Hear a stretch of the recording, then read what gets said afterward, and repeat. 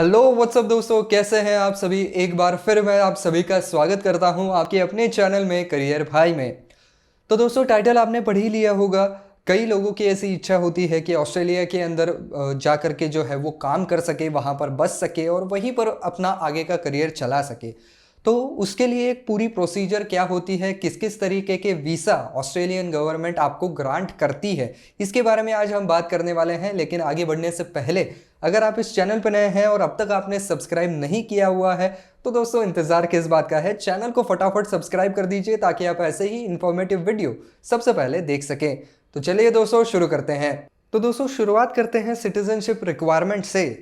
तो यहाँ पर सब्सटेंसिव वीज़ा था जो कि टेम्परेरी या परमानेंट है, जिससे कि आप ऑस्ट्रेलिया के अंदर लीगली रह सकते हैं। तो ऐसा वीज़ा अगर आपके पास पहले था तो ही आप अभी के लिए जो है वो अप्लाई कर सकते हैं। और वो वीज़ा जो है वो आपके पास 4 साल का वैलिड होना चाहिए, उसके बाद आप इस सिटीजनशिप के लिए जो है वो अप्लाई कर सकते हैं। अब जो बेसिक लेवल के वीज़ाज़ हैं उनके बारे में मैं भी आगे वीडियो में बता ही दूंगा, क्योंकि वीडियो थोड़ा सा लंबा होने वाला है। लेकिन स्किप बिल्कुल मत कीजिएगा, क्योंकि इनमें से हर एक वीज़ा जो है वो आपको कहीं ना कहीं फ़ायदेमंद साबित हो सकता है आपके केस में। तो वो सारे मैं आपको बता ही देता हूँ। इसके बाद अगली जो इनकी शर्त है वो ये है कि आपको 5 साल मिनिमम वहाँ पर रहना पड़ता है, लेकिन उसके अंदर कंसेशन के तौर पर वो 3 साल तक अगर आप वहाँ पर रहते हैं तो भी मान जाते हैं। तो वो 3 साल जो है वो आपको कंटिन्यूस ऑस्ट्रेलिया में रहना पड़ेगा। आप अगर बाहर कहीं फ्लाई करते हैं बहुत लंबे ड्यूरेशन के लिए तो फिर वो वैलिड नहीं पकड़ा जाएगा, कंटिन्यूस 3 साल वो दिखना चाहिए। और ये जो आपका परमानेंट रेसिडेंसी वीज़ा होता है वो आपके पास कम से कम 12 महीने का यानी कि 1 साल का होना चाहिए कंटिन्यूस। उसके बाद ही आप यहाँ पर सिटीज़नशिप के लिए अप्लाई कर सकते हैं। और जब आप अप्लाई कर रहे हैं उससे 1 साल पहले तक आपने ऑस्ट्रेलिया के बाहर 3 महीने से ज़्यादा नहीं गुजारे होने चाहिए। आप 1 दिन चले गए, 2 दिन चले गए, 5 दिन मैक्सिमम, 6 दिन, लेकिन उससे ज़्यादा अगर आप ऑस्ट्रेलिया के बाहर बिता रहे हैं अप्लाई करने के 1 साल पहले तक तो भी आप वहाँ पर एलिजिबल नहीं होंगे। अब बात कर लेते हैं कि यहाँ पर जो बच्चे हैं जो कि यहाँ पर ऑस्ट्रेलियन पेरेंट्स के हैं लेकिन वो ऑस्ट्रेलिया के बाहर बॉर्न हुए हैं, वो बाहर रह रहे हैं, तो वो डिसेंडेंट वीज़ा के तौर पर वहाँ पर अप्लाई कर सकते हैं, क्योंकि उनके पेरेंट्स जो हैं वो ऑस्ट्रेलियन हैं। अगर ऑस्ट्रेलियन सिटीज़न ने किसी बाहर के देश के बच्चे को अडॉप्ट किया है तो उसके लिए चाइल्ड वीज़ा अलग से लगवाना पड़ेगा, और उसके बाद ही उस बच्चे को कुछ साल में ऑस्ट्रेलियन सिटीजनशिप मिल सकती है। अब बात कर लेते हैं जो अलग अलग दूसरे वीज़ाज ये लोग ग्रांट करते हैं उसके बारे में। अब ये हर एक वीज़ा में अलग अलग आपको बता रहा हूँ, लेकिन ये हर एक वीज़ा जो है वो इंटरलिंक्ड है। एक वीज़ा अगर आपके पास है तो उससे आपको थोड़ा और लंबे ड्यूरेशन का और एक वीज़ा मिल सकता है, फिर और एक लंबे ड्यूरेशन का मिल सकता है, और फाइनली फिर आप सिटीजनशिप के लिए अप्लाई कर सकते हैं। तो उनमें से सबसे पहला है स्टूडेंट वर्क वीज़ा। तो इसके तहत अगर आपने ऑस्ट्रेलिया के किसी भी इंस्टीट्यूशन में एडमिशन ले रखी है तो वहाँ पर जाकर के आप आपका कोर्स पूरा कर सकते हैं, और एक वीक में जो है वो 20 आवर्स तक काम कर सकते हैं, और जब आपकी वैकेशन होगी तब आप फुल टाइम भी काम कर सकते हैं। दूसरी इसमें एक बहुत ही इंटरेस्टिंग बात इन्होंने आपको दी है, वो ये है कि अगर आप पार्टनर के साथ जाते हैं, आपका पार्टनर भी साथ में है और आप वहाँ पर मास्टर्स के लिए अप्लाई करते हैं, तो आपका जो पार्टनर है वो वहाँ पर फुल टाइम काम कर सकता है और फुल टाइम ऑस्ट्रेलियन सैलरी भी ले सकता है। और जैसे ही आपके ये मास्टर्स के 2 साल कंप्लीट हो जाएंगे तो आप ग्रेजुएट या प्रोविजनल वीज़ा के लिए अप्लाई कर सकते हैं। तो बात करते हैं कि ये ग्रेजुएट वीज़ा क्या होता है। तो 2 साल की आपकी मास्टर्स डिग्री होने के बाद आप ग्रेजुएट वीज़ा के लिए अप्लाई कर सकते हैं, आप और आपकी फैमिली भी। और इसके तहत आपको फिर ऑस्ट्रेलिया के अंदर 18 महीनों तक रहने का और काम करने का वहाँ पर वीज़ा मिल जाता है, अनुमति मिल जाती है। और इसी के साथ साथ आपके पास 18 मंथ तो है ही, यानी कि तकरीबन अगर देखा जाए तो आपके पास 1.5 साल तो है ही।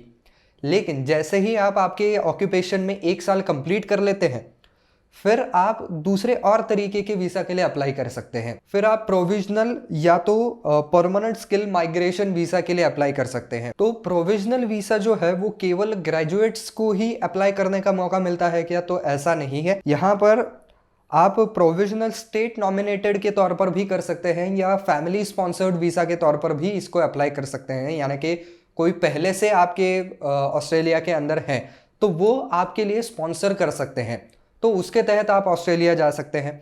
और इसके अंदर बात ये हो जाती है कि प्रोविजनल वीज़ा अगर आपके पास है तो आप ऑस्ट्रेलिया के अंदर 4 साल तक रह सकते हैं, और इन 4 सालों में से 2 साल आप कंप्लीट कर लेंगे, उसके बाद ही आप परमानेंट वीज़ा के लिए अप्लाई कर सकते हैं, और उसके 2 साल बाद आप सिटीजनशिप के लिए ही अप्लाई कर सकते हैं। तो परमानेंट वीज़ा आपको कब मिल सकता है?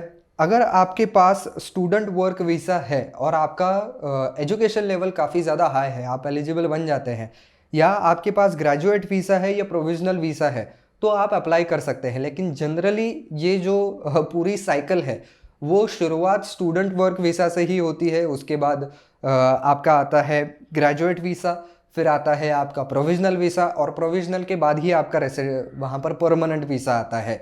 तो ये इसी साइकिल से जनरली जाते हैं। लेकिन कोई अगर बहुत ही ज़्यादा एक्स्ट्रॉर्डनरी है तो फिर शायद वो अपने स्टूडेंट वर्क वीज़ा के तहत भी परमानेंट वीज़ा के लिए अप्लाई कर सकता है। लेकिन जनरली ये पूरी साइकिल कंप्लीट होने देते हैं वो लोग। लेकिन एक बार आपने परमानेंट वीज़ा के लिए अप्लाई कर दिया, उसके बाद आपको जो है वो ऑस्ट्रेलिया में कहीं भी रहने का अधिकार मिलता है, कहीं भी काम करने का अधिकार मिलता है। इसी के साथ साथ आप ऑस्ट्रेलियन स्कूल्स में अपने बच्चों को पढ़ा सकते हैं। इसके अलावा ऑस्ट्रेलियन सिटीजन्स को जो कॉस्ट पड़ती है वही कॉस्ट आपको भी पड़ेगी। साथ ही साथ पब्लिक हॉस्पिटल और फ्री हेल्थ सर्विसेज भी आप ले सकते हैं। वहाँ पर प्रॉपर्टी खरीदने का भी अधिकार आपको मिल जाता है। आप ऑस्ट्रेलिया और आपके कंट्री के बिटवीन ट्रैवल कर सकते हैं और जितना चाहे अपने कंट्री में रह सकते हैं, और ऑस्ट्रेलिया में भी रह सकते हैं। आपके फैमिली मेंबर्स को भी स्पॉन्सर कर सकते हैं ऑस्ट्रेलिया में आने के लिए। इसी के साथ साथ सोशल सिक्योरिटी सिस्टम को भी आप एक्सेस कर सकते हैं, और यहाँ पर चाइल्ड सपोर्ट बोनस भी पा सकते हैं, और साथ ही साथ न्यू होम बायर स्कीम का भी लाभ उठा सकते हैं, और बाद में प्रॉपर ऑस्ट्रेलियन सिटीजनशिप के लिए भी अप्लाई कर सकते हैं 4 साल के बाद में। तो ऐसा इसका एक ग्राफ चला जाता है, और ये मुझे यूएस के मुकाबले ज़्यादा अच्छा लगा क्योंकि इनका प्रॉपर एक ग्राफ है। ये वीज़ा मिल गया, उसके बाद आप अगला वीज़ा लेंगे, उसके बाद अगला लेंगे, उसके बाद अगला लेंगे। तो ये स्टेप बाय स्टेप आप जा सकते हैं, और ये स्टेप्स कंप्लीट करते हुए आप ऑस्ट्रेलिया में ही रह सकते हैं। तो ये एक चीज़ मुझे काफ़ी अच्छी लगी। और तो और अगर आपको यहाँ पर इसके बारे में कुछ सवाल है, इस सिटीजनशिप या पूरी प्रोसीजर के बारे में कुछ सवाल है, तो आप वेस्ट ऑस्ट्रेलिया नाम की वेबसाइट के थ्रू जो है वो उनकी जो ऑफिशियल लॉयर होते हैं इमिग्रेशन के, उनके साथ फ्री जो कंसल्टेशन है वो भी आप कर सकते हैं। हालांकि इसकी फीस होंगी ज़रूर, लेकिन कंसल्टेशन आप डायरेक्टली उनके लॉयर से भी ले सकते हैं। तो दोस्तों ये है पूरा लेखा जोखा। कुछ इस तरीके से जो है वो आप ऑस्ट्रेलिया के अंदर एज ए स्टूडेंट जा करके फिर आगे चलकर वहाँ के रेसिडेंट भी बन सकते हैं। तो बस दोस्तों आज के वीडियो में इतना ही। आई होप ये वीडियो आपको पसंद आया होगा, काम का लगा होगा। तो दोस्तों अगर वीडियो पसंद आया है तो वीडियो को लाइक ज़रूर कर दीजिए, और ज़्यादा से ज़्यादा शेयर करने की भी ज़रूर कोशिश कीजिएगा।